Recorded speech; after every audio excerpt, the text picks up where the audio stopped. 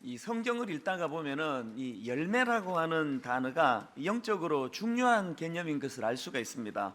예를 들면은 마태복음 3장 8절에 보니까 그러므로 회개에 합당한 열매를 맺고, 그 회개를 이 열매라고 하는 용어로서 표현하고 있습니다. 그런가 하면 요한복음 15장 5절에도 마찬가지입니다. 나는 포도나무요 너희는 가지라. 그가 내 안에 내가 그 안에 거하면 사람이 열매를 많이 맺나니. 또 그런가 하면 빌립보서 1장 11절입니다. 예수 그리스도로 말미암아 의의 열매가 가득하여. 또 히브리서 12장 11절 무릇 징계가 당시에는 즐거워 보이지 않고 슬퍼 보이나 후에 그로 말미암아 연단받은 자들은 의와 평강의 열매를 맺느니라. 그 이외에도 성경 여러 곳에서 이 열매라고 하는 개념을 가지고 영적인 개념을 설명하는 경우를 볼 수가 있는데, 여기서 중요한 것이 뭐냐 하면은 하나님께서는 우리의 영적 상태를 점검하시고 또 평가하실 때 그 사람이 얼마나 화려한 꽃을 피우느냐, 얼마나 화려한 것들을 드러내느냐로 평가하지 아니하시고 그 사람이 맺고 있는 내적인 열매, 이것을 가지고 그 사람을 평가하신다는 것입니다. 그게 바로 마태복음 7장 15절부터 있는 말씀인데 한번 보십시오. 거짓 선지자들을 삼가라. 양의 옷을 입고 너희에게 나아오나 속에는 노략질하는 일이라. 그들의 열매로 그들을 알지니 가시나무에서 포도를 또는 은건퀴에서 무화과를 따겠느냐. 이와 같이 좋은 나무마다 아름다운 열매를 맺고 못된 나무가 나쁜 열매를 맺나니 좋은 나무가 나쁜 열매를 맺을 수 없고 못된 나무가 아름다운 열매를 맺을 수 없느니라. 아름다운 열매를 맺지 아니하는 나무마다 찍혀 불에 던져지느니라. 그러고는 결론적으로 이러므로 그들의 열매로 그들을 알리라. 이렇게 이 열매가 굉장히 중요한 개념이라면, 이런 맥락으로 본다면 신앙생활 하는 우리 모두는 다 갈라디아서 5장 22절 23절에 나와 있는 이 성령의 열매들에 대해서 깊이 묵상하고 또 그것들을 상고해야 된다고 생각합니다. 그래서 이제 앞으로 몇 주 동안에 이 성령의 열매들에 대해서 한 항목 한 항목을 이제 살펴보려고 하는데, 이제 오늘은 그 전제입니다. 갈라디아 5장 16절 17절 말씀을 가지고 먼저 이제 이 열매에 대한 내용들을 좀 전체적으로 파악해 보려고 하는데요. 자, 16절 17절을 한번 보십시오. 내가 이르노니 너희는 성령을 따라 행하라. 그리하면 육체의 욕심을 이루지 아니하리라.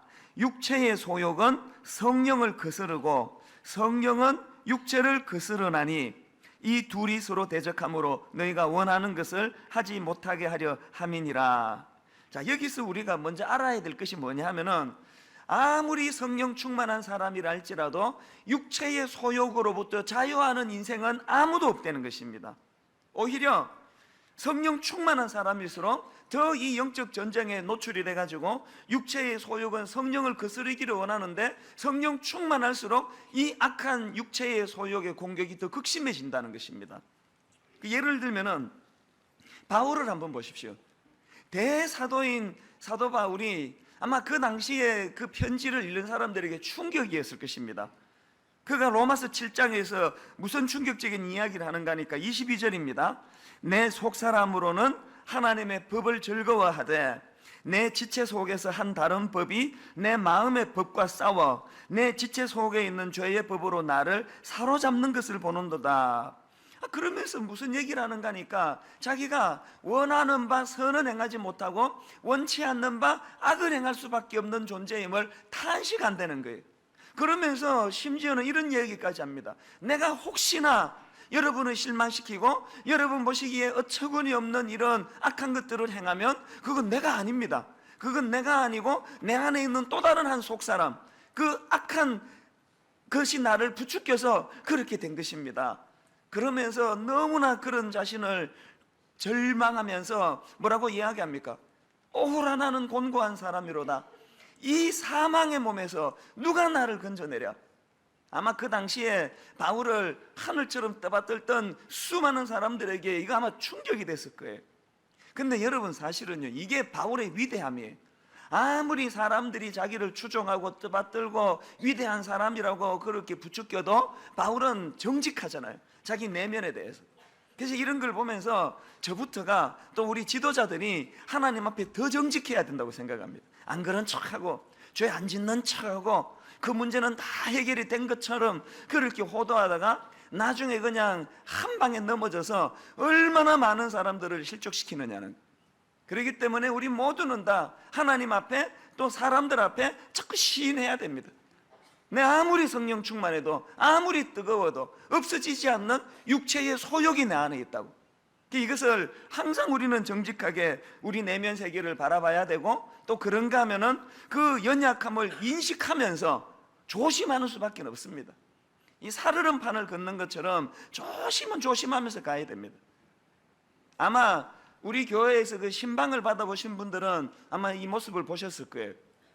그 여전도사님이 그 운전하시는 목사님 옆에 앉지를 않습니다. 우리 교회는 그 뒤에 앉으세요. 그 간혹 이제 그 좀 오해를 하세요. 왜 그 여전사님은 남자 목사님 운전시켜 놓고 그 뒤에 그렇게 가? 이게 이제 아마 뒷좌석은 사장님 좌석이다, 그런 인식이 좀 있나 봐요. 여러분, 그게 아니고요, 그건 제가 지시한 내용이에요. 절대로 신방 갈 때 여전사님은 남자 목사님 옆에 앉지 마라 그럽니다. 이 옆에 이 자리는 자기 부인 말고는 앉히면 안 되는 자리예요. 뒤로 가라는 거예요. 저도 그렇게 실천을 합니다. 저는 뭐 할 수만 있으면 여자분은 제 차에 안 태웁니다. 또 어지간하면 여자분 운전하는데 안 탑니다. 그리고 뭐 목회를 하다 보면 어쩔 수 없이 이제 뭐 여성도님들을 또 모시고 가야 될 때가 있잖아요. 절대 옆에 안 태웁니다. 뒤로 가라고 그러는 거죠. 마음 같아서는 트렁크로 가라고 그러고 싶은데, 그러면 또 이제 뭐 막 또 문제가 심각해지잖아요. 그래서 그렇게는 못하지만, 우리 목사님들한테도 뒤에 여성도가 앉아 있으면 백미러를 눈이 안 마주치도록 백미러를 이렇게 돌려라. 이건 뭘 이야기하는가 하면은요, 제가 뭐 여러분 아시지만 여성도님들하고 평상시에는 악수도 잘 하지 않습니다. 왜 악수도 잘 안 할까요? 또 왜 여성도님 혼자 계시는 집에는 신방도 안 갑니다? 왜 그럴까요? 상대방을 못 믿는 게 아니고 저를 못 믿는 거예요. 아니, 바울이 자기를 못 믿는다는데, 아니 바울이 자기 안에 너무나 어처구니 없는, 도무지 이해가 안 되는 그런 악을 부추기는 세력이 자리 잡고 있다는데, 아니 저 같은 평범한 사람이야 오죽하겠냐고요. 그래서 우리 모두가 다 아무리 성령 충만해도 내 안에는 나를 무너지게 하려는 악한 육체의 소욕이 있다는 걸 솔직하게 시인하고 정직하게 고백하고, 그리고는 조심하는 수밖에 없습니다. 항상 경계하셔야 돼요. 그래서 자기 아내 외에는, 자기 남편 외에는 전부가 다 경계의 대상이에요. 누구도 가까이 하면 안 되는 존재예요. 왜냐하면 그 사람을 못 믿는 게 아니라 나를 못 믿는 거예요. 이게 우리 모두가 다 꼭 유념해야 되는 이 삶의 지침이라면, 그런가 하면 또 한 가지 균형이 뭐냐 하면요, 날마다 이렇게 긴장하고 조심하며 살지만 또 하나는 승리에 대한 확신입니다. 자, 이게 무슨 말씀인가 하면요, 오늘 본문 17절에 보면은 이 육체의 소욕이라는 표현이 나오는데, 자, 여기 나오는 이 소욕이라는 단어는 원어로 보면, 영어로 말하면 패션이라는 단어고, 우리말로 하면은 열정이라는 단어예요. 그러니까 이 소욕이라는 이 단어 자체는 악한 것도 아니고 선한 것도 아니에요. 같이 중립적인 거예요. 이 소욕이 악한 육신에게 붙으면 악하게 되는 거고, 이 소욕이 성령님과 함께하면 이게 선한 게 되는 거예요. 그래서 옛날 이번에 바뀌기 전인 옛날 우리나라 성경에 보면은 이 육체의 소욕과 성령의 소욕이라고 그렇게 표현합니다. 그래서 제가 이걸 보고 뭘 깨닫는가 하면은, 우리를 괴롭히는 악한 것들이 얼마나 부지런합니까? 여러분, 이게 얼마나 열정적입니까? 저를 무너지게 하려는 이 육체의 소욕은 잠도 안 자요. 꿈속에까지 찾아와요. 끊임없이 저를 무너지게 하려는 이 악한 육체의 소욕이 굉장히 열정적이에요. 그래서 소욕이에요. 그런데 제가 여기서 위로를 받는 게 뭔지 아십니까?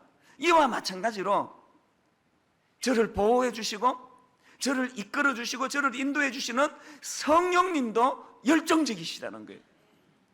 그 성령님의 열정이 저같이 평범하게 짝이 없는, 평범해서 약간 미달되는 이런 나 같은 인생에 대해서도 이처럼 하나님께서 인도해 주시는 거예요.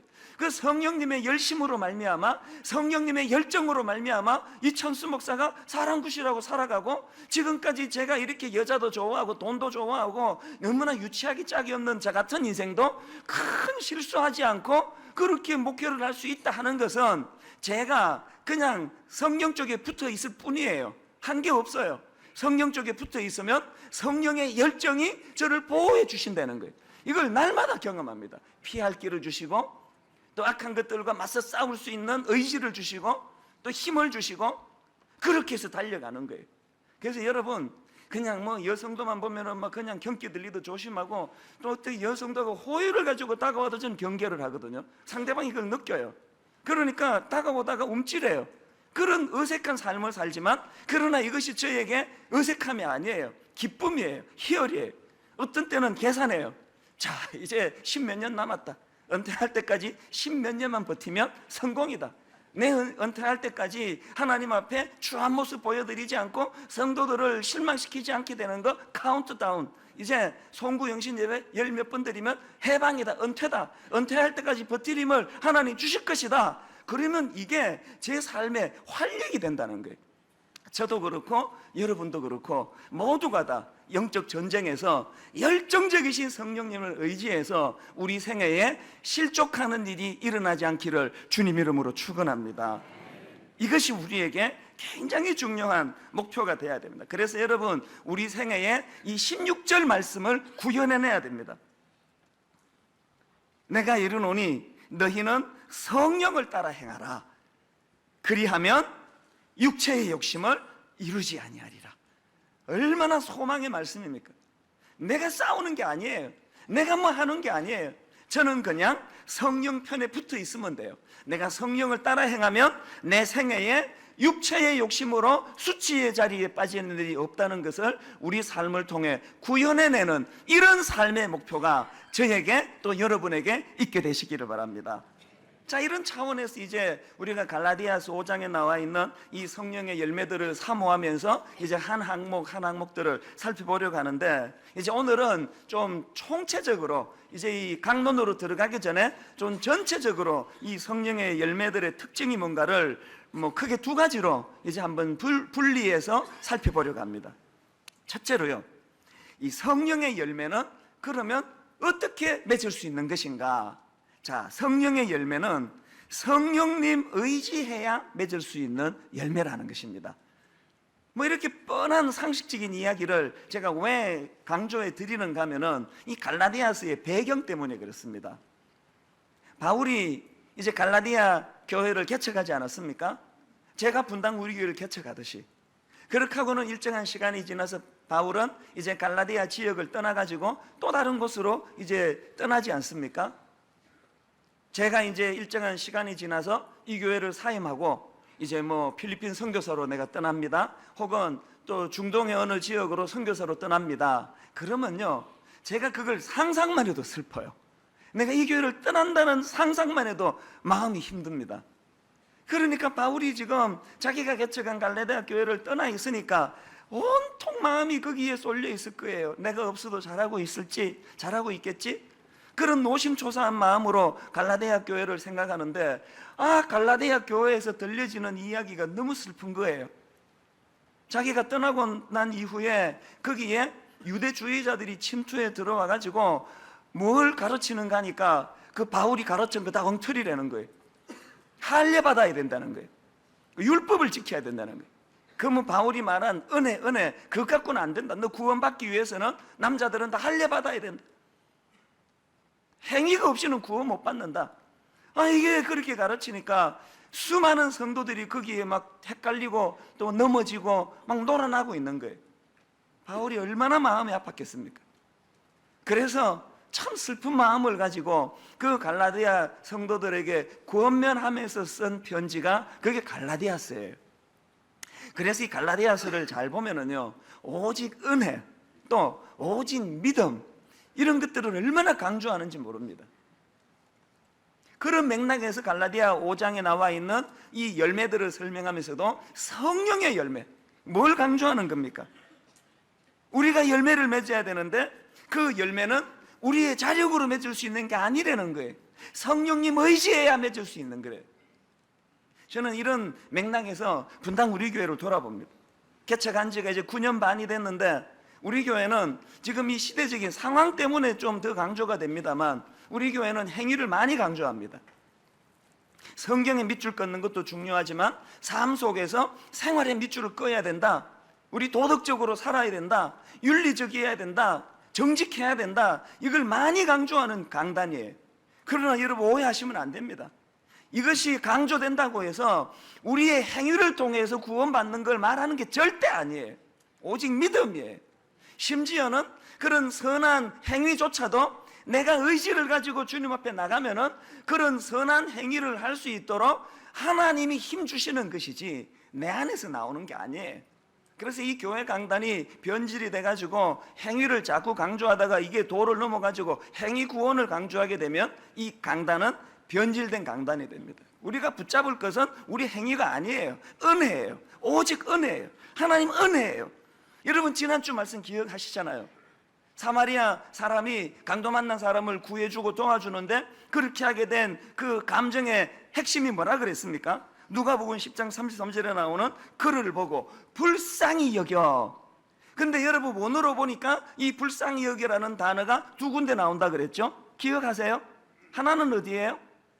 예수님이 칠병이의의 기적을 베풀어 주실 때 배고파 힘들어하는 군중들을 향하여 예수님께서 마태복음 15장 32절에서 내가 주님입니다. 내가 무리를 불쌍히 여기노라. 이게 이때 나오는 단어가 사마리아 사람이 강도 만난 사람에게 가졌던 감정인 단어와 같은 단어라 그랬죠. 한 군데 더 나온다는 거 기억하세요? 어디에 나옵니까? 탕자의 비유예요. 염치 없이 집으로 되돌아오는 둘째 아들을 향하여 그 아버지가 그 둘째 아들을 향하여 품었던 감정이 누가복음 15장 20절에 보니까 아버지가 그를 보고 측은히 여겨. 이때가 사마리아 사람이 있었던 그 단어와 같은 단어라 그랬죠. 그래서 여러분 이게 무슨 의미를 가지고 있다고요? 불쌍히 여겨 혹은 긍휼이라는 이 감정은요 하나님의 성품이에요. 우리가 먼저 그 하나님의 성품인 긍휼의 은혜를 받아야 돼요. 불쌍히 여겨가 내 안에서 작동이 돼야 돼요. 그래서 그것이 내 혈관을 타고 흘러넘쳐서 어디로? 연약한 이웃에게로 흘러가게 되는 거. 이게 불쌍히 여기의 원리예요. 그렇기 때문에 교회가요 따뜻하고 정이 많고 사랑이 마르려면 선행하는 하나님의 이 긍휼하심의 은혜를 듬뿍 받아야 돼요. 예배 시간에 성령의 은혜와 긍휼하심이 여러분에게 임하게 되시기를 바랍니다. 이게 충만해지면 교회가 사랑이 많습니다. 용서가 강물처럼 흐릅니다. 내가 은혜 받아야 돼요. 하나님 예배에 은혜 받고 아버지 하나님의 긍휼하심이 내 안에 풍성해지기 원합니다. 그래서 그냥 요게 뭐 그냥 얄팍하게 그러지 말고 차고 넘쳐야 돼. 주님의 사랑이 내 안에 흘러 넘쳐가지고 그래서 이것이 아내를 향하여 남편을 향하여 성도들을 향하여 흘러 넘치게 될 때 가정의 회복이 일어날 줄로 믿습니다. 교회가 그렇게 회복이 될 줄로 믿습니다. 이게 바로 성령으로부터 기인하는 열매, 성령의 열매의 의미입니다. 그런가 하면 두 번째로 이 성령의 열매의 내용을 가만히 분석해 보니까 두 가지 특징이 있더라고요. 성령의 열매는요, 첫째, 하나같이 인격적이에요. 둘째, 하나같이 관계지향적인 특징을 갖고 있습니다. 자, 그 9가지 열매를 한번 보세요. 열거되는 5장 22절 23절입니다. 오직 성령의 열매는 사랑과 희락과 화평과 오래 참음과 자비와 양선과 충성과 온유와 절제니. 여러분 이거 다 인격적인 거 아닙니까? 또 이게 다 관계지향적인 거 아닙니까? 근데 여러분 여기서 한 가지 참 재밌는 게 하나 있는데요.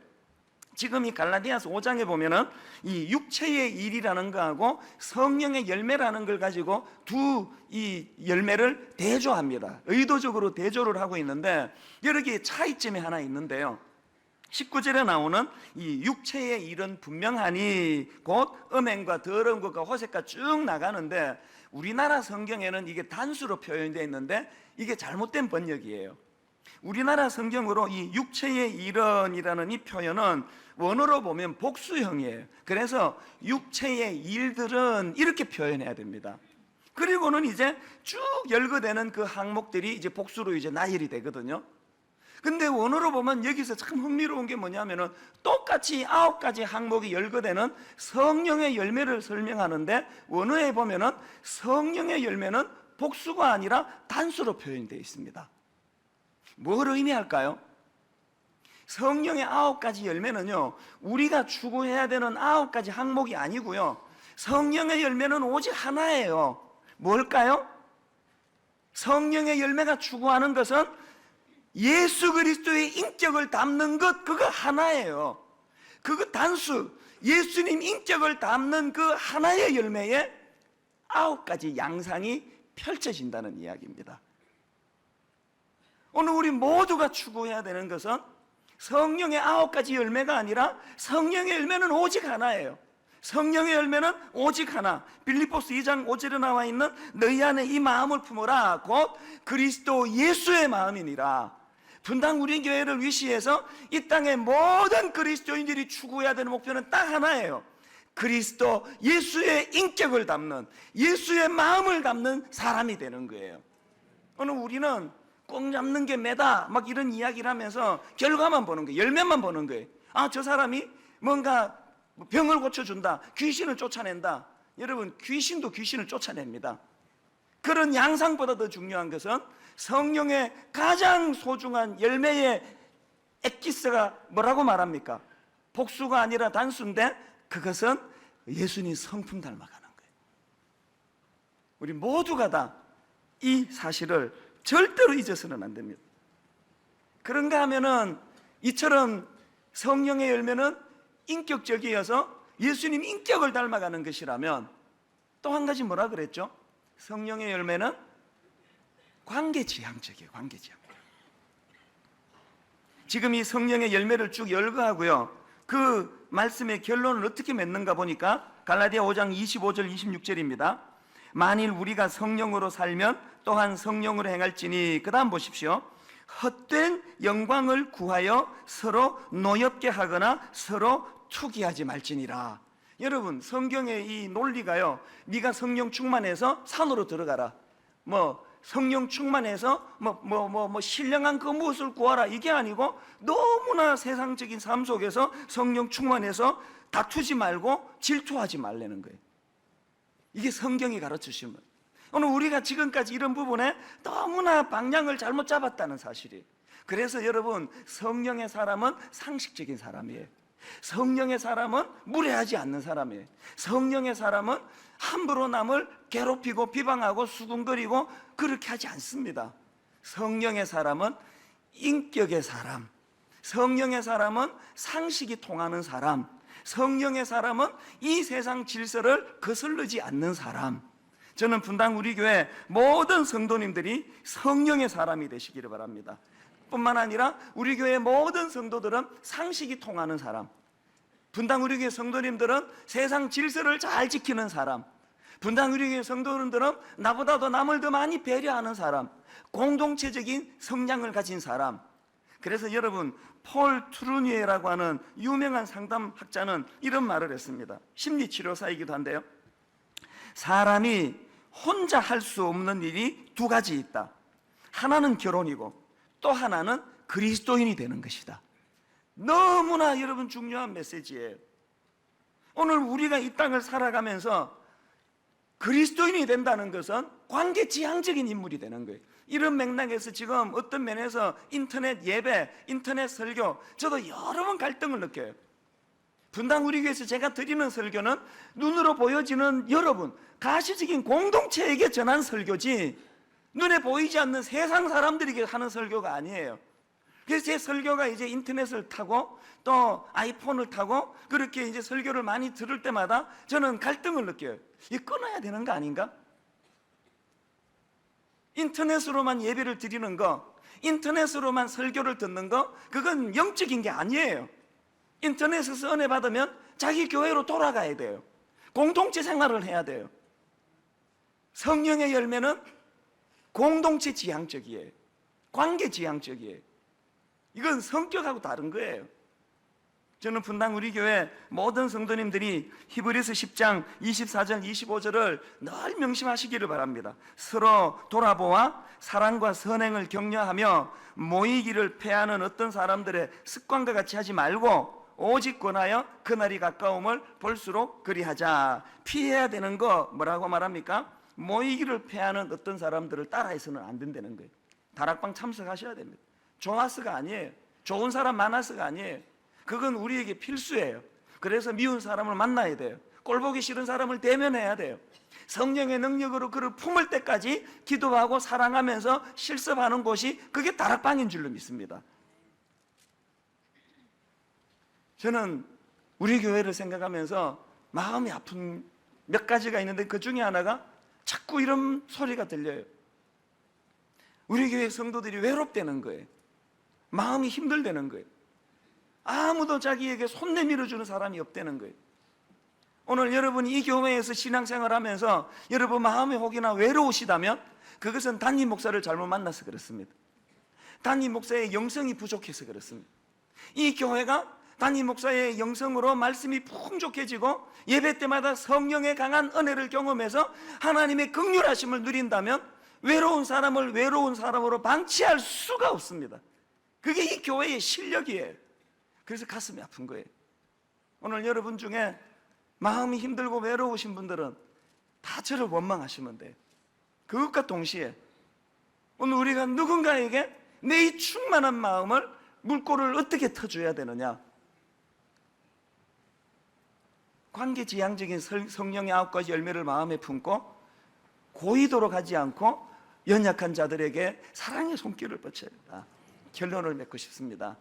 오늘 이 말씀이 우리에게 던져주는 큰 줄기의 메시지를 마음에 받으시고 열정이신 성령님께서 우리를 그 길로 인도하여 주시기를 원합니다. 오늘 말씀은 그 야구 이야기로 시작을 하려고 합니다. 이제 프로야구를 좋아하시는 분은 다 아시겠지만 지난 해에 그 프로야구의 플레이오프는 두산이라는 팀하고 또 삼성이라는 팀이 맞붙었습니다. 그런데 아주 굉장히 독특한 경기였습니다. 5경기 전부가 다 1점 차 승부였고 이제 저 팀이 이제 승리를 하나 보다 하면은 그 다음 해에 또 역전이 일어나고 또 이제 저렇게 끝나나 보다 하면 또 그 다음에 또 역전이 일어나고 9회 말까지 도대체 승부를 알 수가 없는 그런 게임이 계속 진행이 됐습니다. 이제 그런 경기는 관중들 입장에서는 그게 너무 흥미롭고 재밌는 경기지만 이제 선수들이나 감독 입장에서는 그 피를 말리는 그런 게임이 아니겠습니까? 왜 그런 일이 일어나는가 가만히 분석해 보니까 양 팀 다 마무리 투수가 분발을 하지 못했기 때문이라는 거예요.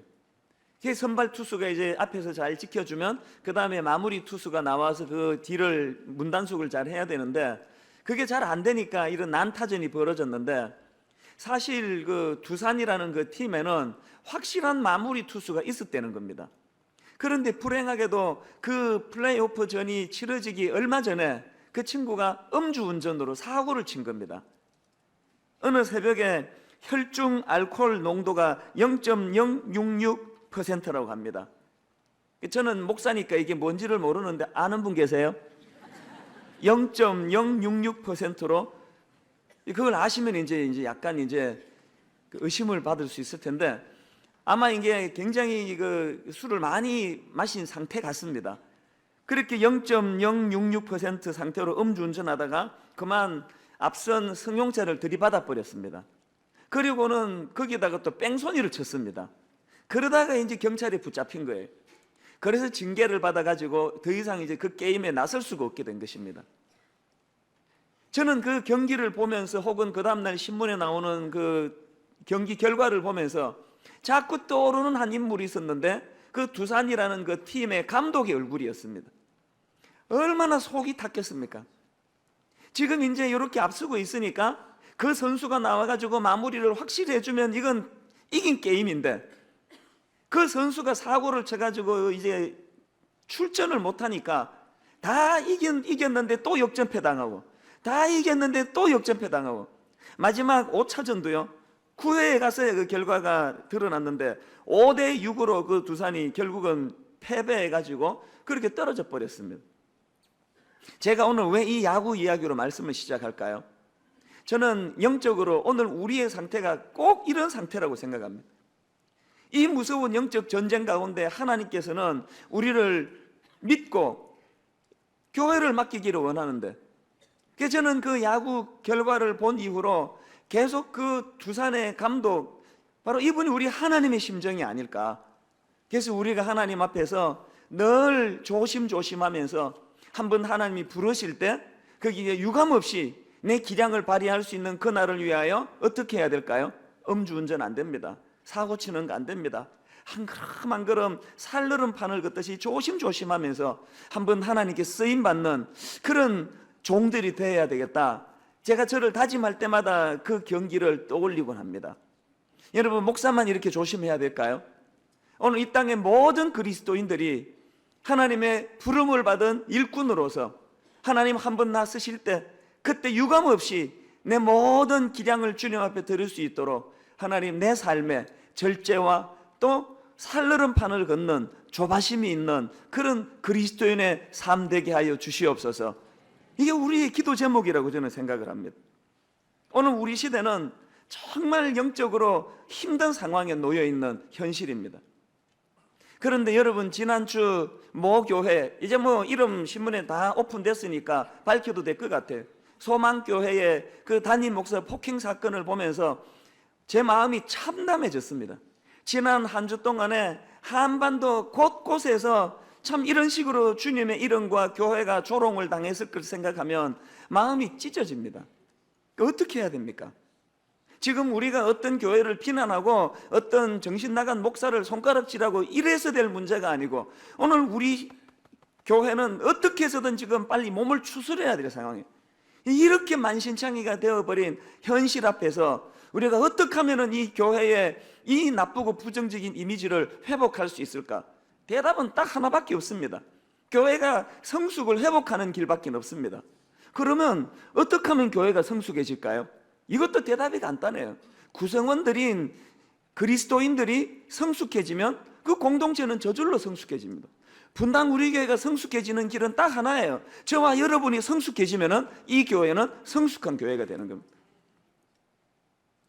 이런 시점에서 우리가 에베소서를 가지고 말씀을 살펴보는 것은 참 의미가 있다고 생각합니다. 에베소서 4장 15절에 보니까 오직 사랑 안에서 참된 것을 하여 범사에 그에게까지 자랄지라. 그는 머리니 곧 그리스도라. 우리가 어느 교회를 비판하고 어느 성도를 비방하고 어느 목사를 손가락질하는 이런 것이 아니고, 누구를 비방하고 비판할 것이 아니라 나 자신을 돌아보고, 하나님, 이제 그 프로야구 감독이 안타까운 마음을 가지고 이제 누구를 투수로 내보내야 될지 모르겠다고 하는 이런 현실 앞에서 주여 내가 여기 있사오니 저를 사용하여 주시옵소서. 이렇게 준비된 하나님의 사람으로 우리들이 하나님 앞으로 성장하며 나가야 된다는 것입니다. 사실 하나님은 오늘도 교회를 위해서 일하십니다. 오늘 본문 4장 11절과 12절에 보면은 하나님은 교회 공동체의 성숙과 성장을 위하여 어떻게 일하고 계시는가를 보여주고 있는데요, 우리 한번 읽어보실까요? 4장 11절 12절 한 목소리로 같이 읽어보시겠습니다. 그가 어떤 사람은 사도로, 어떤 사람은 선지자로, 어떤 사람은 복음 전하는 자로, 어떤 사람은 이는 성도를 온전하게 하여 봉사의 일을 하게 하며 그리스도의 몸을 세우려 하심이라. 하나님께서 교회에 직분자를 주신 이유를 지금 세 가지로 설명하는데, 첫째는 뭐라고요? 성도를 온전하게 하려고, 둘째로는 봉사의 일을 하게 하려고, 셋째로는 그리스도의 몸을 세우게 하려고.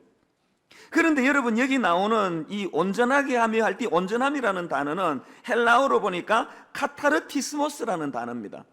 그런데 이 카타르티스모스라는 단어는 이런 뜻을 갖고 있습니다. 준비하다, 또 제공하다. 여기서 파생된 의미를 살펴보니까 이렇게 설명합니다. 명령이 상부에서 떨어지면 각자의 위치에서 함께 어떻게 잘할 수 있을지를 고민하는 상태, 이게 카타르티스모스라는 겁니다. 그러니까 우리 한국 성경에 나와 있는 성도를 온전하게 하며라는 이 번역은 잘된 번역은 아닙니다. 영어 성경에 보니까 prepare 혹은 equip 이런 단어를 씁니다. 또 우리말 성경이라는 쉬운 성경에 보니까 온전하게 하여를 준비하게 하며 이런 뜻을 가지고 있습니다. 그러니까 여기서 말하는 온전함이라는 것은 어떤 막연하게 완벽한 상태를 설명하는 게 아니라 준비된 상태. 무엇을 위하여?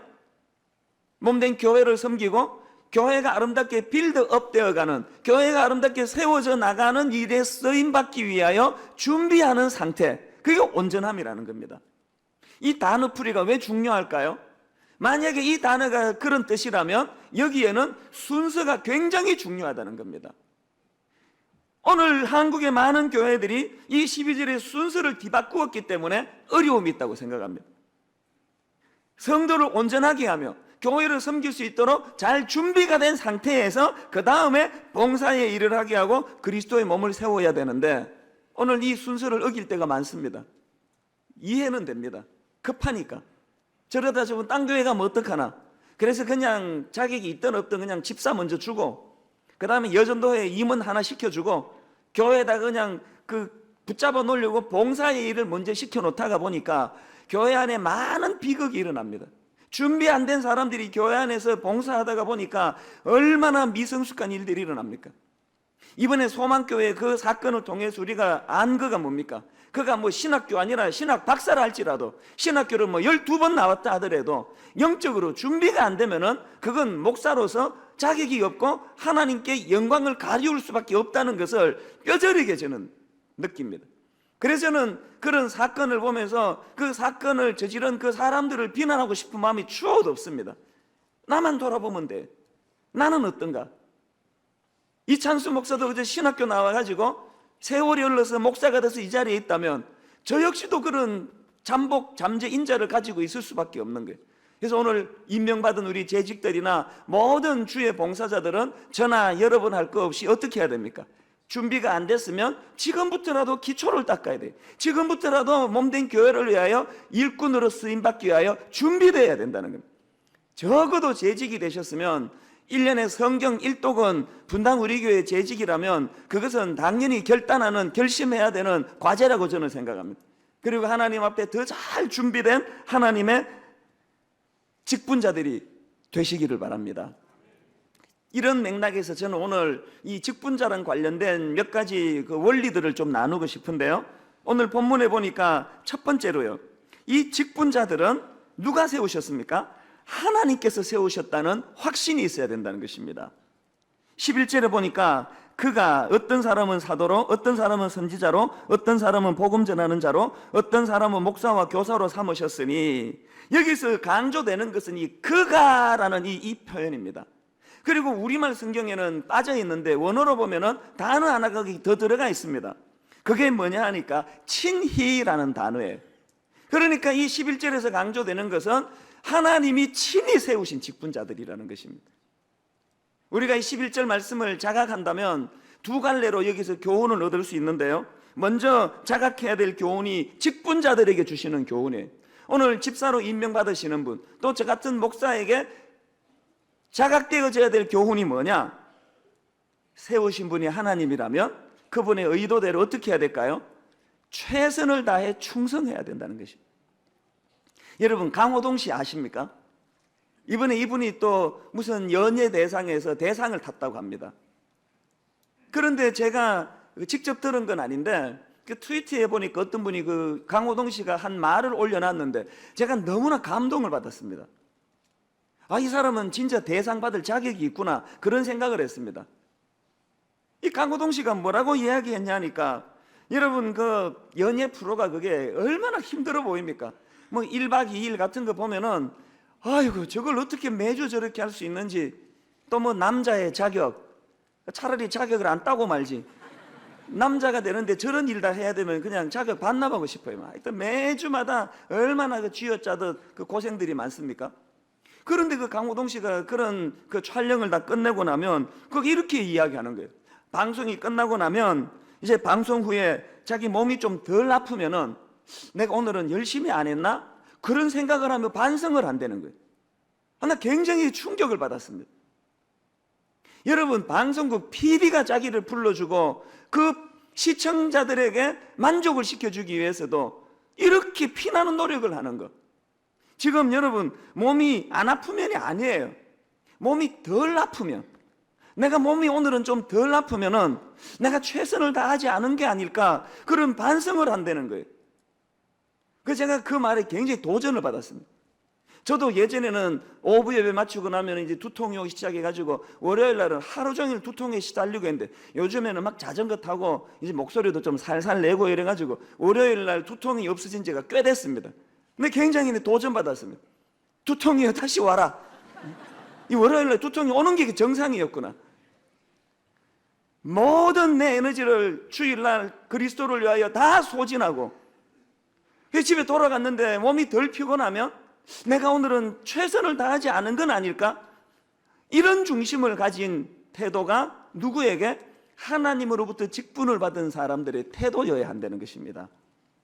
그런가 하면 여기서 또 다른 교훈 하나가 여러분 성도들에게 주어지는데요, 여러분 만약에 이 직분이 하나님으로부터 나온 거라면 오늘 성도님들은 저를, 우리 또 교역자들을, 또 우리 순장님과 봉사자들을 어떻게 받아야 될까요? 여러분이, 이찬수 목사는 놀랍게도 하나님께서 여러분을 위해서 주신 선물입니다. 좀 많이 힘드세요? 참 부실한 거 죄송하지만 그러나 원리는 어쩔 수 없습니다. 저는 여러분의 영혼을 섬기기 위하여 하나님이 주신 선물이에요. 사실은 매주마다 이렇게 그 선물 포장용 리본 달고 좀 이렇게 나와야 되는데, 이게 뭘 의미할까요? 좀 부족해도, 좀 모자라도 주신 분이 하나님이시니까 이유가 있겠지. 지금 뭔가 모자라면 하나님 다듬어 주시겠지. 이런 신뢰가 필요하다는 거예요. 우리 교회의 교역자들 여러분, 저희는 이제 부교역자라는 말을 안 쓰려고 애를 쓰는데 자꾸 습관이 되는데, 우리 교회에는 다 교역자예요. 누가 부고 누가 정입니까? 다 하나님의 종이에요. 그 우리 교회 교역자들 면면을 보면은 참 머리가 숙여집니다. 그 젊은 종들이 얼마나 애를 쓰는지. 그러나 여러분, 나이가 아직 젊고 세상 경험이 없고 그러면 나이가 드신 어른들이 보기에는 그 미숙한 게 보일 거예요. 그러나 이분을 하나님이 주신 선물이겠거니 그렇게 기쁨으로 받으면 하나님이 성장시켜 주실 줄로 믿습니다. 그런가 하면 여기서 또 한 가지 중요한 메시지가 있는데, 교회 안에는 이 사랑의 선순환, 뭐라 그랬습니까? 성숙하게 한다는 것은 뭐라고요? 준비시킨다 그러는 거예요. 그러면 제가, 우리 교역자들이, 우리 순장님들이 또 여러분들을 이렇게 성숙시켜 준비시키면 여러분은 어떻게 됩니까? 이제 여러분이 또 사역자의 길로 가셔야 됩니다. 그리고 사역자의 길로 가셔서 여러분이 또 다른 미숙한 그 누군가를 여러분이 양육시키시고 성숙해지시는, 그러면 그분이 또 성숙해지면 그분이 또 사역자가 되는 거예요. 이 선순환이 교회 안에서 많이 일어날 때 그 교회가 건강한 공동체가 될 줄 믿습니다. 준비된 사역자가 되시거나 준비된 사역자에게 양육을 받으시거나 이런 교회가 되기를 바랍니다. 그런가 하면 두 번째로 직분자와 관련된 메시지가 뭐냐? 하나님께서 이 직분자를 주셨는데 그 직분자를 주시되 다양하게 주셨다는 사실입니다. 7절 말씀에는 원어로 보면 접속사가 하나 있는데 우리 성경엔 빠져 있습니다. 그게 뭐냐 하니까 그러나라는 접속사가 7절에 있습니다. 그러니까 7절은 이렇게 읽으셔야 됩니다. 그러나 우리 각 사람에게 그리스도의 선물의 분량대로 은혜를 주셨으니, 여기에 이 그러나는 무엇에 대한 블락킹입니까? 1절부터 6절까지 나오는 하나됨, 얼마나 많이 그 하나됨이 강조됐습니까? 그런데 7절에서 그렇게 하나됨에 대한 강조가 있고 난 다음에 7절에서 그러나 그 하나됨이 그렇게 소중한 것이라 할지라도 그 하나됨을 위하여 하나님의 선물이 다양하다는 사실을 부인하면 안 된다는 뜻의 그러나예요. 그리고 8절에 나와 있는 선물을 주셨다 할 때 이 선물은 헬라어로 보면은 도마타라는 단어인데 이것은 복수형입니다. 선물이라는 뜻을 가진 도마의 복수형이 바로 이 도마타예요. 그러니까 8절은 우리 성경으로는 단수로 되어 있지만 우리 말은 좀 두루뭉실하지 않습니까? 선물들이에요. 뭘 의미할까요? 하나님께서는 교회 공동체를 위하여 다양한 은사들을 가진 사람들을 보내주셨다는 겁니다. 여기서 우리가 배워야 되는 중요한 교훈이 있습니다. 여러분, 이 세상은 둘 중에 하나를 선택합니다. 다양함을 선택하면 하나됨은 포기합니다. 그런가 하면 하나됨을 선택하면 다양함은 포기합니다. 독재자들이 그렇게 많이 하지 않습니까? 그러나 오늘 교회 공동체가 세상 공동체와 결정적으로 다른 건 이 두 가지를 다 추구하고자 하는 몸부림이에요. 다양함도 추구하면서 그러면서도 하나됨을 놓치지 않고 하나됨을 추구하면서도 나랑 이질적인 다양한 사람들을 포용하고 용납하는 이 두 가지를 다 같이 붙잡는 거예요. 그렇기 때문에 여러분, 교회에서 신앙생활할 때 이 구호를 항상 외쳐야 됩니다. 한번 저를 따라해 보시겠습니까? 다른 것은 다른 것일 뿐 틀린 것이 아니다. 이거 항상 마음에 담아야 돼요. 다른 것은 다른 것일 뿐 틀린 것이 아니다. 그리고 하나님이 주신 또 다른 기관인 가정도 마찬가지. 제가 어제도 주례하면서 신랑 신부에게 그런 이 구호를 제가 말씀을 드렸습니다만, 제가 결혼하고 요 간단한 진리를 깨닫는데 시간이 얼마나 많이 걸렸는지 몰라요. 사람은 익숙한 게 진리예요. 나한테 익숙한 게 그게 법이에요. 그렇지 않습니다. 나랑 다른 것은 다른 것일 뿐은 틀린 게 아닙니다. 내게 익숙하다고 그게 또 정답도 아닙니다. 분당 우리 교회는 이 그리스도 안에서의 한 성령 아래 한 방향을 향한 하나됨을 추구함과 동시에 하나님 주신 다양한 선물들, 이 모든 나랑 다른 사람들을 포용하고 직분자들을 포용하는 두 가지가 같이 추구되는 은혜가 있기를 바랍니다. 그런가 하면 세 번째로 이 직분자들과 관련된 메시지가 하나 더 있습니다. 하나님께서 이 직분자를 주시되 희생을 지불하고 주셨다는 사실입니다. 오늘 본문 8절에 한번 보십시오. 그러므로 이르기를 그가 위로 올라가실 때에 사로잡혔던 자들을 사로잡으시고 사람들에게 선물을 주셨도다. 지금 바울은요, 시편 68편 18절 말씀 인용합니다. 이 생소한 구절이에요. 바울이 주로 이 하나됨이나 다양함 이런 걸 설명할 때는 고린도전서에 보면 알지만 그리스도의 몸을 가지고 설명하고 주로 바울이 사용하는 그 카테고리가 있는데, 오늘 이 본문에서는 전혀 생소한 시편 68편을 끌어와서 설명합니다. 이 시편 68편은 전쟁 모티프예요. 전쟁에서 이긴 왕이 포로와 전리품을 챙겨가지고 돌아오는 장면을 묘사하고 있는 게 시편 68편입니다.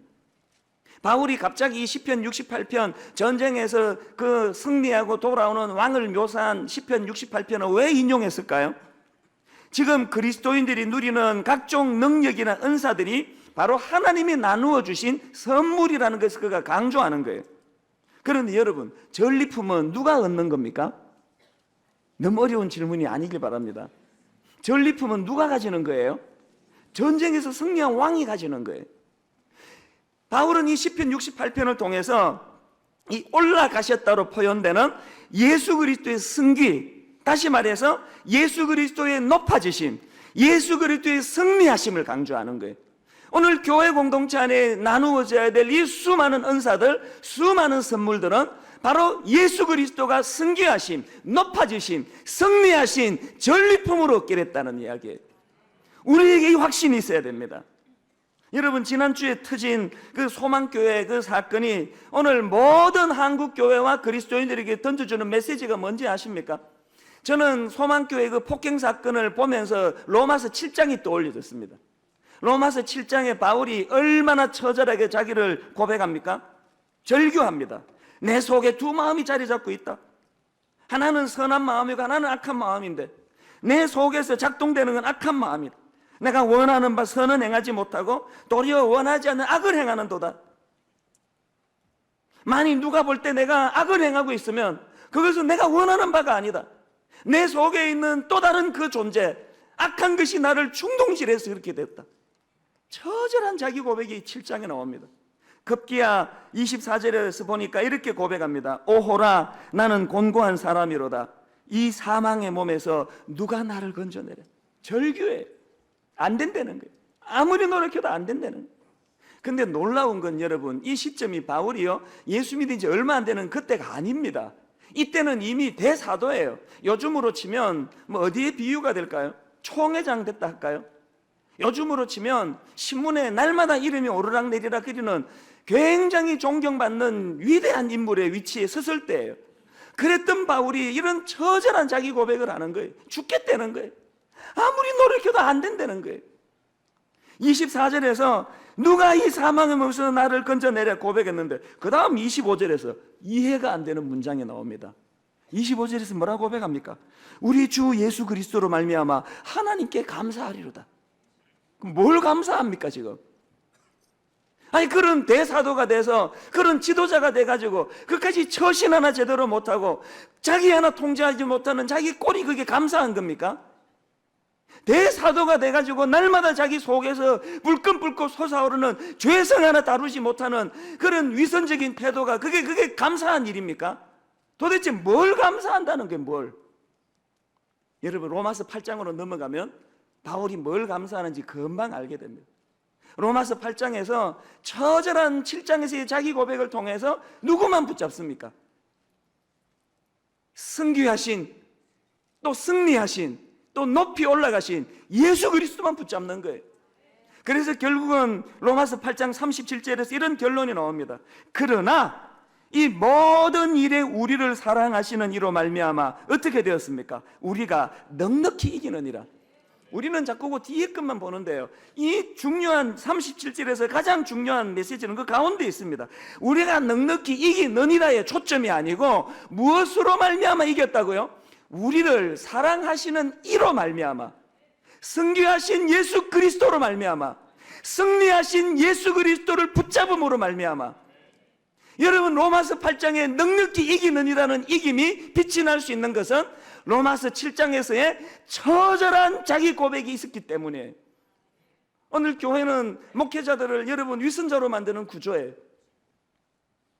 자꾸 목사는 다른 존재처럼 대우하는 거예요.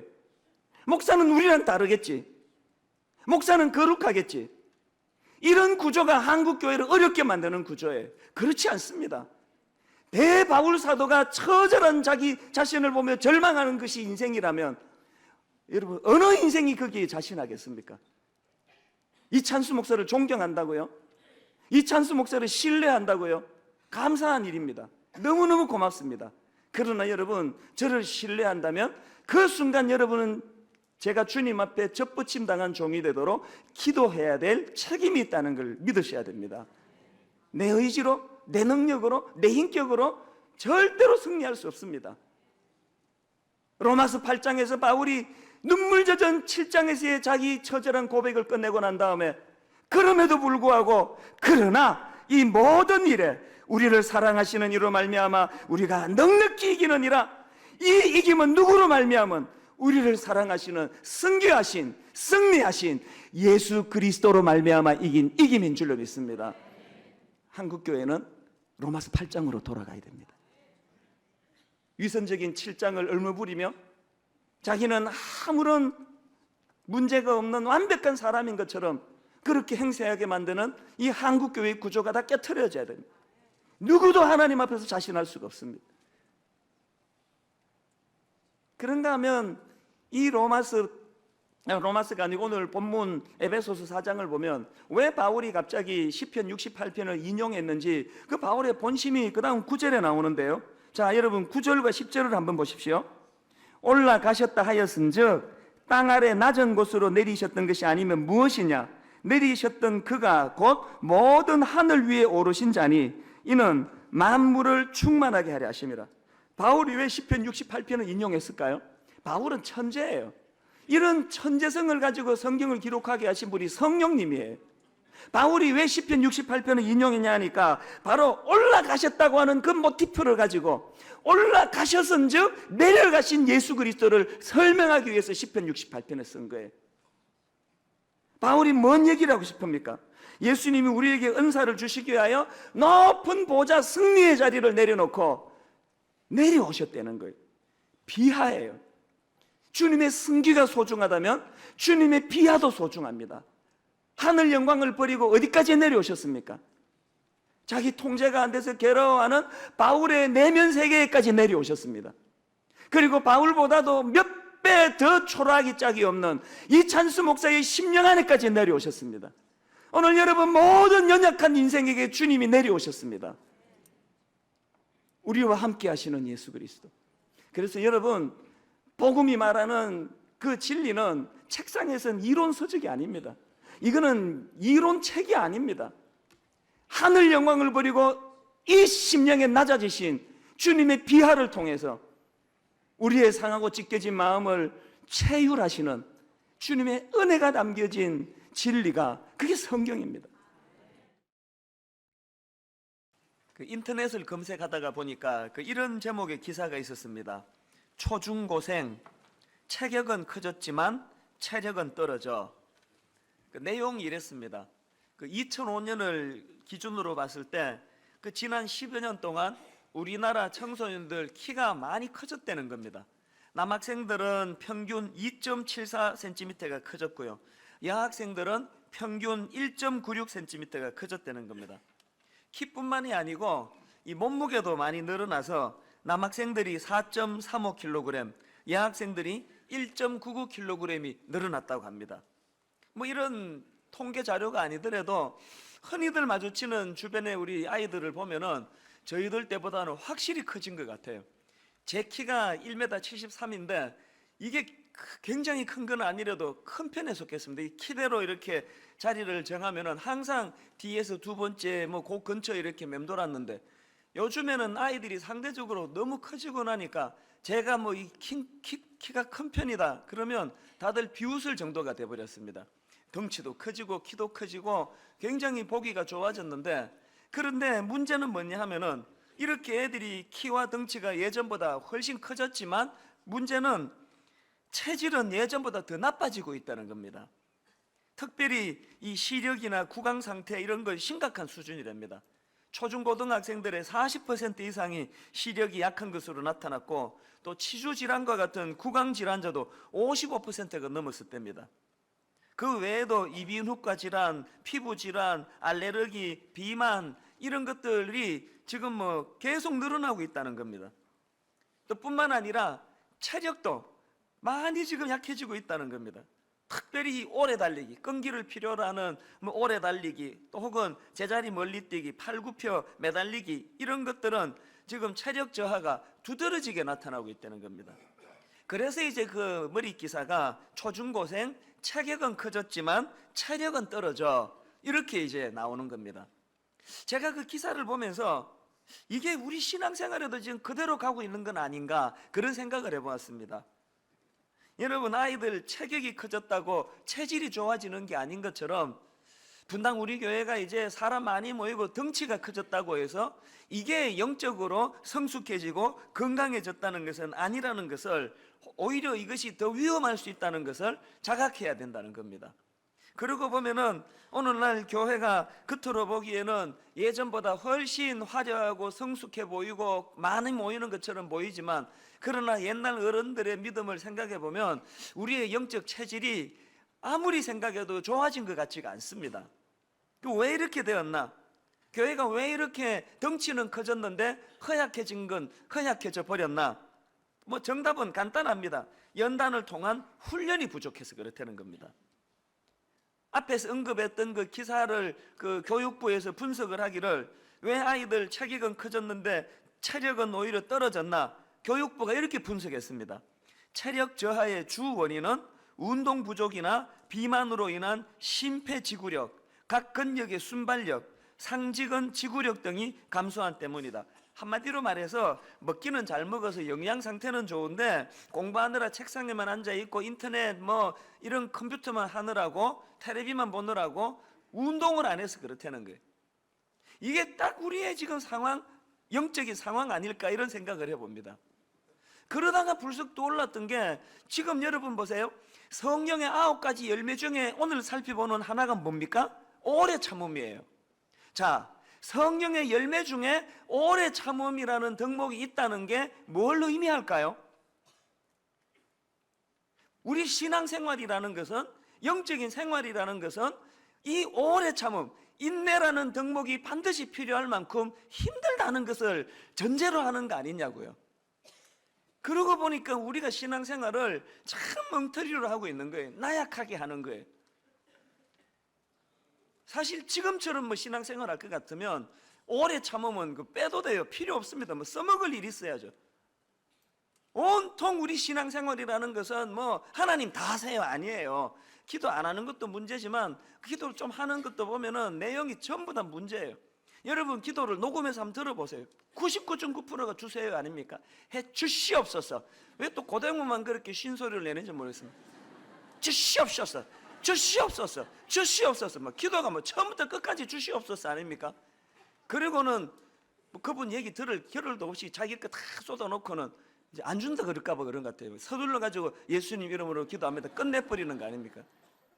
우리들의 신앙생활의 전반적인 이런 부분에 있어서 저부터가 영적인 체질이 많이 약해져 있다는 것을 시인하지 않을 수가 없는 거예요.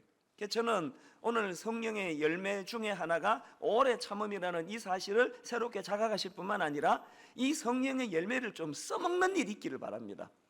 힘들고 그냥 막 어질어질하고 막 죽을 것 같고 피곤하고 이런 연단이 있을 때야말로 비로소 아 맞다, 성령의 열매 중에 이 오래 참음 이게 있지, 그 자각할 수가 있다는 거예요.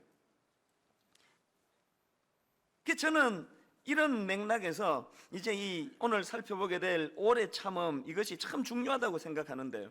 이제 이것을 좀 제가 설명드리려고 하는데, 이 오래 참음과 연관해서 제가 설명을 할 때 이 크로노스와 카이로스로 이것을 설명하기를 원합니다. 이게 뭐냐면요, 헬라어로 시간 혹은 때 이런 것들을 표현하는 단어가 두 개 있는데 하나는 크로노스이고 하나는 카이로스예요.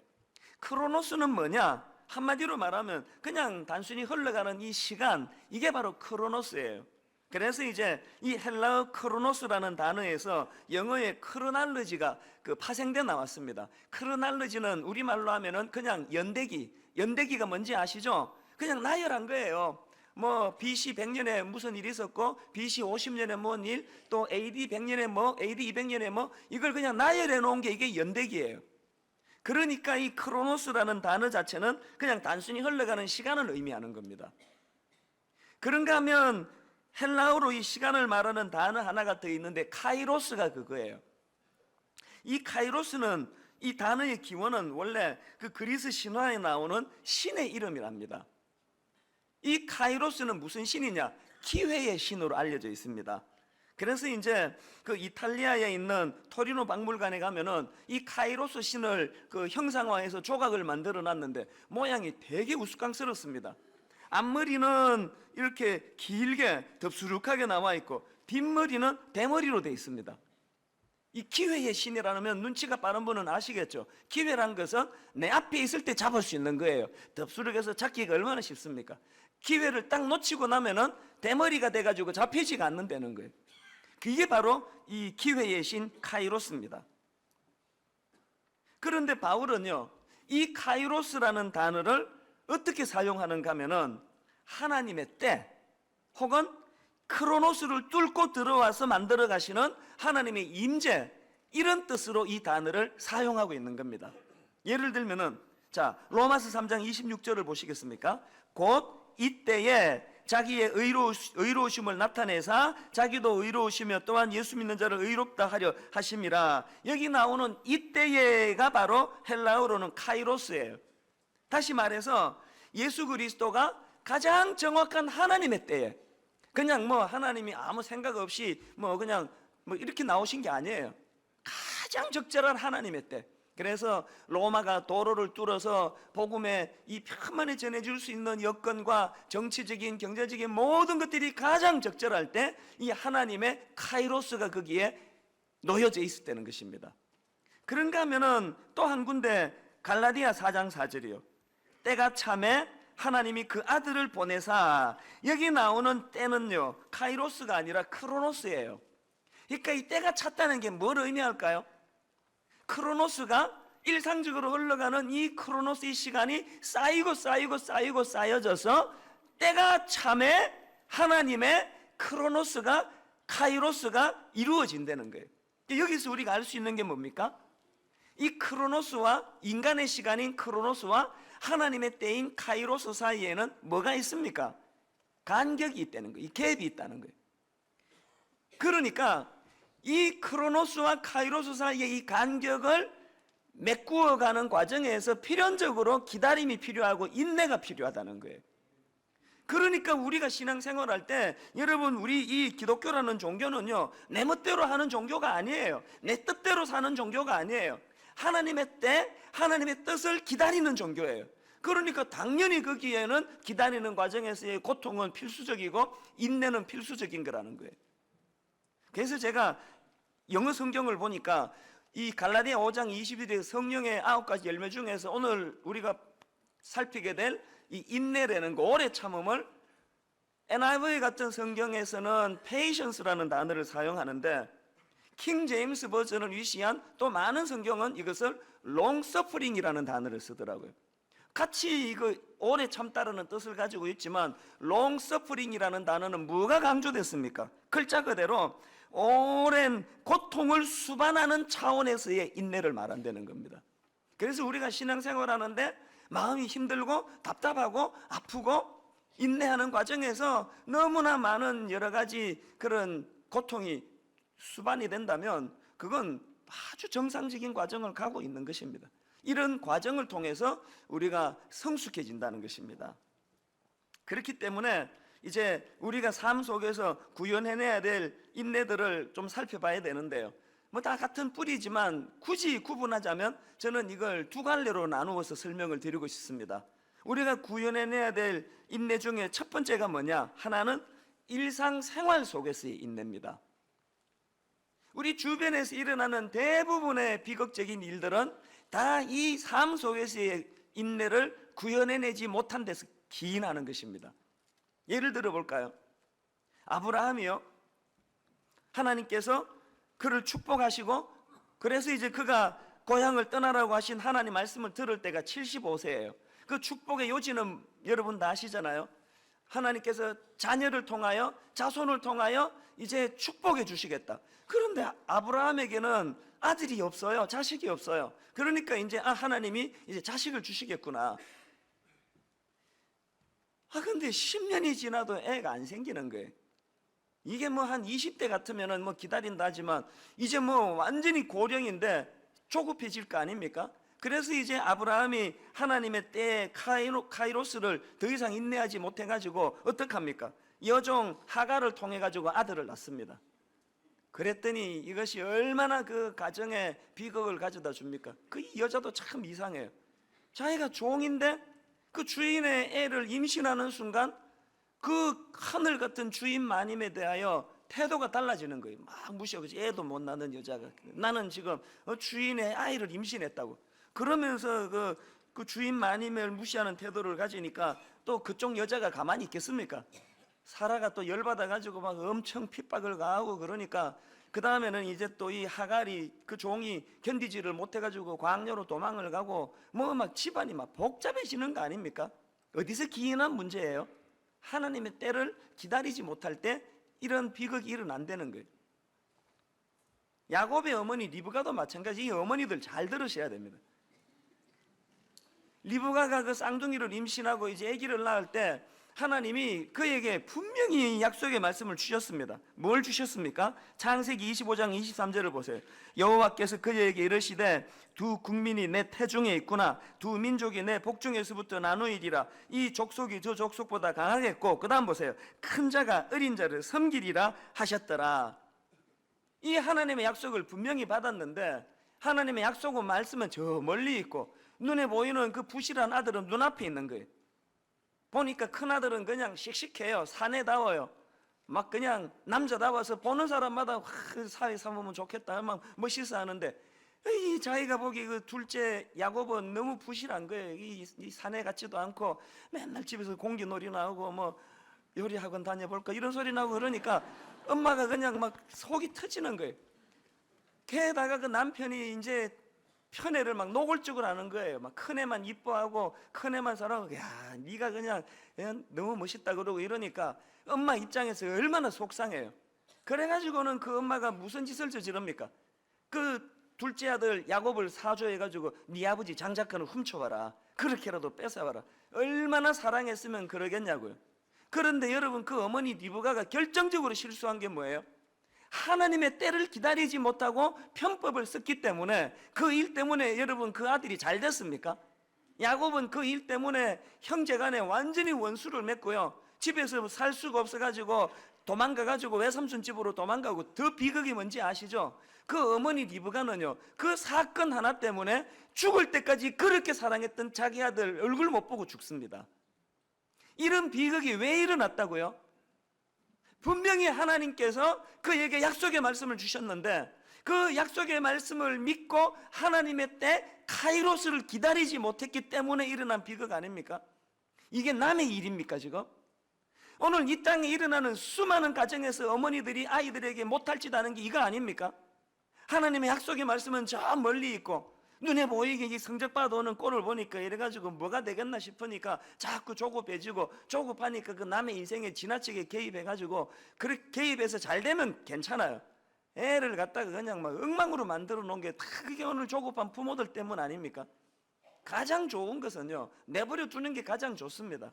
기도하면서 믿음을 가지면서 하나님께서 이 아들 이 땅에 보내실 때는 야곱처럼 반드시 이 아들을 보호하시고 이 아들을 통하여 일하실 줄로 나는 믿습니다. 이 믿음 가지고 하나님의 때를 인내로서 기다리고 있을 때 때가 참에 하나님이 일하시게 될 줄로 믿습니다. 그런가 하면은 두 번째로 우리가 구현해야 될 인내가 하나 더 있는데 영적인 인내입니다. 신앙생활에 있어서 이 영적인 인내가 왜 중요한가 하면은 그게 신앙의 분명한 단계이기 때문에 그렇습니다. 생각해 보시면 여러분, 처음에 우리가 예수님을 만날 때 너무 기뻐요, 너무 황홀해요. 그런 단계가 있습니다. 저도 그랬습니다. 저는 목사 아들에다가 어머니 뱃속에서부터 교회를 다녔지만 정작 제가 신앙의 기쁨을 누렸던 것은 23살 때 미국 가서 주님을 만나고 얼마나 기뻤는지 몰라요. 여러분도 그런 경험 다 있으실 거예요. 문제는요, 그게 죽을 때까지 지속되지 않는다는 거예요. 그런 충만함이 있고 나면은 반드시 그 다음에 침체의 단계가 온다는 겁니다. 아무리 기도해도 하나님은 내 기도를 안 들어주시는 것 같고, 심지어는 하나님께서 나를 고통 가운데 방치해 놓는 것 같은 이런 깊은 고난이 찾아올 때가 반드시 있다는 거예요. 그래서 이 단계를 그 16세기 수도사 중에 한 사람이었던 요한이라는 분은 이것을 영혼의 밤이라고 이름을 정했습니다.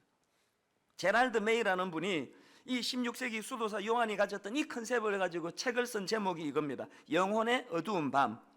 그 책에 보면은요, 이 영혼의 밤을 거치는 동안에 얼마나 큰 고통이 그 도래하는지를 이렇게 묘사합니다. 내용을 한번 들어보십시오. 마치 나의 영혼이 사막에 있는 것처럼 다시금 사악한 기운이 커져가는 느낌을 받았습니다. 영혼의 밤에 있을 때 느끼는 감정에 또 이런 대목도 있습니다. 모든 사람들이 다 나의 적인 것 같다는 느낌을 받았을 때, 이게 영혼의 밤이에요. 혹시 여러분 중에 이런 단계가 있으세요? 말씀도 귀에 안 들어오고 기도도 안 되고 기도해봤자 응답도 없고 깊은 침륜에 빠져 사막에 혼자 툭 던져져 있는 것 같은 그런 단계에 여러분이 지금 계시다면 여러분의 그 단계가 얼마나 중요한지 몰라요. 왜냐하면 거기서부터 두 갈래 길이 펼쳐지기 때문이에요. 한 갈래는 뭐냐? 그 영혼의 밤의 단계를 잘 이겨내고 나면 이제 그 다음 단계에서 성숙의 단계로 나아가는 겁니다. 저는 기왕 신앙생활 하는데 여러분이 하나님이 여러분에게 모호한 존재가 아니라 여러분 인생의 명료한 존재로 자리 잡게 되시기 바랍니다. 그러려면은 영혼의 밤을 견뎌내야 돼요. 누구의 힘을 빌어? 성령의 힘을 빌어서 롱서퍼링이라고 하는 그 인내의 열매를 품고서 견뎌내야 되는 문제예요. 여기에 반해가지고 이 영혼의 밤을 잘못 보내고 나면 비참한 결과가 나타나는데 다시 예전으로 돌아가고자 하는 그런 위험성이 나타난다는 거예요. 바로 그 대표적인 사람이 누굽니까? 베드로예요. 베드로는 주님 십자가 지시던 때 끔찍한 실패를 경험하고는 깊은 영혼의 밤을 맞게 됩니다. 그리고는 그것을 견뎌내지 못해가지고 어떡합니까? 옛날로 되돌아갑니다. 요한복음 21장 3절 시몬 베드로가 나는 물고기 잡으러 가노라 하니, 많은 경우에 이런 일들이 일어납니다. 그런데 여러분 이 구절을 자세히 보니까요, 그 극심한 영혼의 밤을 이겨내지 못하고 옛날로 되돌아가는 것이, 거기서 아무 유익을 얻지 못하는 게, 자 3절을 다시 한번 보세요. 시몬 베드로가 나는 물고기 잡으러 가노라 하니 그들이 우리도 함께 가겠다 하고 나가서 배에 올랐으나, 그 다음 보세요. 그날 밤에 아무것도 잡지 못하였더니. 이게 저는 상징적으로 참 저에게 교훈을 줍니다. 비록 내 인생에 영적인 영혼의 밤이 찾아오고 하나님 저 멀리 계시는 것 같고 마음이 너무 힘든다 할지라도 옛날로 돌아가서 소용없습니다. 왜? 옛날로 돌아가서는 아무것도 잡지 못하더니 어떻게 해야 됩니까? 오늘 우리가 싸워야 돼요. 누가복음 21장 19절 말씀을 꼭 기억하십시오. 너희의 뭐로? 인내로 너희의 영혼을 얻으리라. 이 구절을 잊으시면 안 됩니다. 우리의 인내로 얻게 되는 것이 우리의 영적 성숙이라는 것입니다. 그렇기 때문에 여러분 로마서 5장에 있는 이 영적인 원리들을 잘 보셔야 되는데요. 자, 로마서 5장 1절 2절을 한번 보십시오. 우리 한 목소리로 같이 읽어보시겠습니다. 그러므로 우리가 믿음으로 의롭다 하심을 받았으니 우리 주 예수 그리스도로 말미암아 하나님과 화평을 누리자. 또한 그로 말미암아 우리가 믿음으로 서 있는 이 은혜에 들어감을 얻었으며 하나님의 영광을 바라고 즐거워하느니라. 자, 여러분 이런 단계 너무 기쁘고 너무 즐겁고 주님으로 인하여 행복한 그런 단계가 와요. 문제가 뭡니까? 영원히 이렇게 끝나지가 않는다는 거예요. 3절에 가슴 아픈 반전이 일어나요. 3절에 보니까요, 다만 이뿐 아니라 이렇게 시작되는 대반전인 환란이 기다리고 있다는 거예요. 왜 하나님은 이 1절과 2절의 즐거운 상태, 기쁜 상태, 하나님과 화평 누리는 자들이 누리는 행복을 내버려 두지 않고 그것으로 끝나지 않고 다만 이뿐 아니라 라는 이 냉정한 대반전을 왜 하나님 주세요? 왜 주신다고요? 3절 4절에 답이 나와 있습니다. 보세요. 다만 이뿐 아니라 우리가 환난 중에도 즐거워하나니 이는 환난은 인내를, 인내는 연단을, 연단은 소망을 이루는 줄 알미로다. 그래서 저는 이 로마서 5장을 읽으면서요, 우리 삶의 영혼이 밤에 찾아올 때 해야 될 두 가지를 저는 여기서 힌트를 얻습니다. 우리가 살아가다가 인생에 또 영육간의 영혼의 밤이 찾아오면 해야 될 첫째, 소망을 갖는 거예요. 소망. 이 소망이야말로 영혼의 밤을 견뎌내는 힘이라는 거예요. 자, 야고보서 5장 7절을 한번 보십시오. 그러므로 형제들아 주의 강림하시기까지 어떻게 하라고요? 길이 참으라. 이게 신앙이에요. 길이 참으라. long suffering. 그냥 참는 게 아니고 그 다음 보니까요, 보라. 뭘 보라 그럽니까? 농부가 땅에서 나는 귀한 열매를 바라고 길이 참아 이른 비와 늦은 비를 기다리나니. 이게 참 놀라운 이야기 아닙니까? 농부가 씨앗을 심으면 그 다음날 열매 납니까? 오랜 기다림이 필요한데 그 농부가 무슨 힘으로 버틴다고요? 소망의 힘. 반드시 열매가 난다. 이 소망의 힘.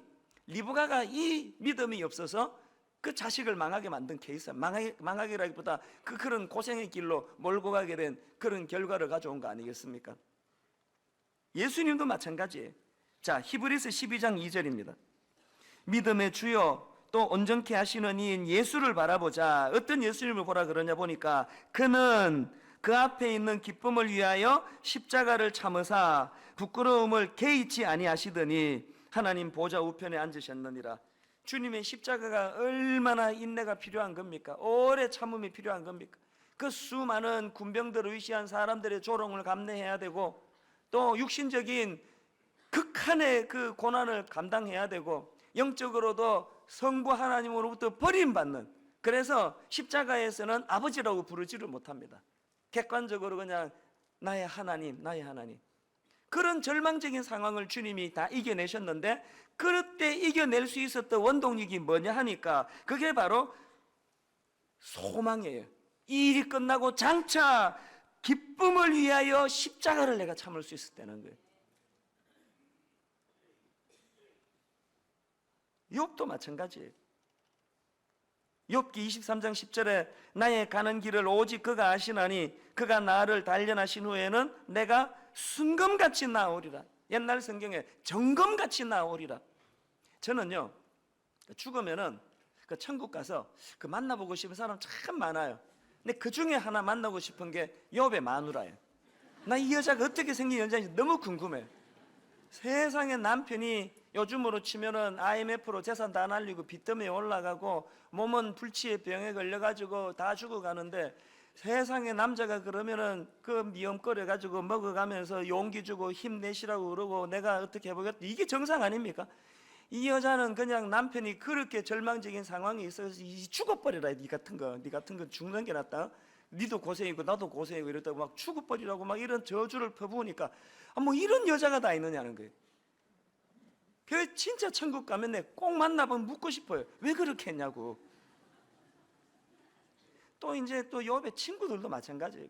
문안이라고 와가지고는 알지도 못하면서 네가 이런 엄청난 고난을 당할 때는 네 하나님 앞에 저주받을 짓 했지, 솔직히 말해봐라 그러고 이러니까 이게 친구인지 원수인지 알 수가 없어요.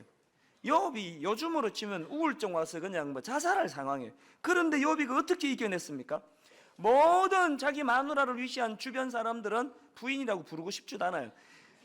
그 주변의 모든 사람들은 욥의 현재를 보는 거예요.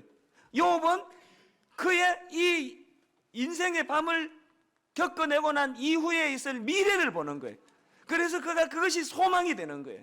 오늘 우리 삶 가운데 인생의 밤이 찾아오고 고난의 밤이 찾아오고 내가 광야에 던져진 것 같고 모든 사람들이 내게 등을 돌리는 것 같은 낙심된 상황이 있다면, 현재 그 모습에 몰두하는 것이 아니라 무엇에? 장차 누리게 될 하나님의 영광의 소망을 바라보라는 거예요. 주님이 십자가에서 그 원리를 사용하셨고 욥이 고난 가운데 그 원리를 사용하셨다는 거예요. 그런가 하면 두 번째로 고난이 찾아올 때 뭘 해야 되느냐? 성령님 의지하라는 겁니다. 이거 기억하세요. 여러분 인생에 고난의 밤이 찾아오잖아요. 그러면 그것은 영적으로 여러분 앞에 성령님이 영혼에 문 두드리는 소리라 보시면 정확합니다.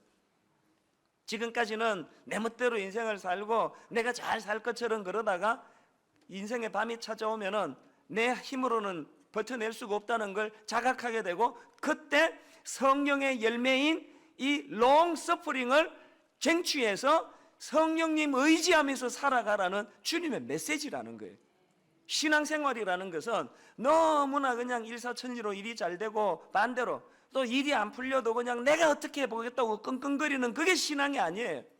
내 한계를 처절하게 절감하고 그래서 하나님 의지하면서 그러면서 인내하면서 나가는 거예요.